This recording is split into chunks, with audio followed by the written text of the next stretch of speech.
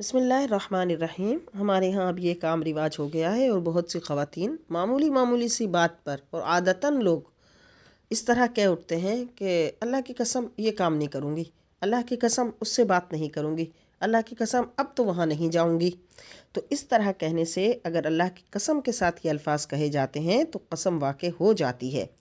और ऐसी कस्मों को अगर तोड़ दिया, यानी उसने कहा कि अल्लाह की कसम मैं ये नहीं खाऊंगी और फिर वो चीज़ खा ली, या अल्लाह की कसम फ़लाँ जगह नहीं जाऊंगी और फिर उस जगह पर चली गई, या अल्लाह की कसम अब मैं तुमसे बात नहीं करूंगी और फिर उससे बात कर ली, तो इस तरह अगर जो भी अमल किया तो उससे उसकी कसम टूट जाएगी और उसको कसम का कफ़ारा देना होगा। हमारे यहाँ बिल्कुल इस चीज़ का लिहाज नहीं रखा जाता। एक तो ये कि मामूली मामूली बातों पर कसम खाने की आदत बना ली जाती है और गैर ज़रूरी कामों पर ही भी कसम उठाई जाती है। हालांकि कसम सिर्फ इसलिए थी कि जब कोई ऐसी मजबूरी आ जाए कि जहां इंसान को वो सच्चा हो और कोई उसकी बात मानने के लिए तैयार ना हो, तो उसको अपनी बात सच साबित करने के लिए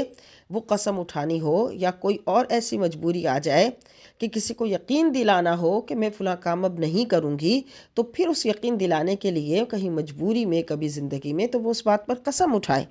लेकिन ये जो इस तरह मामूली मामूली बातों पर कस्में उठाई जाती हैं और फिर उनके लिए कोई लिहाज नहीं किया जाता, उनको तोड़ दिया जाता है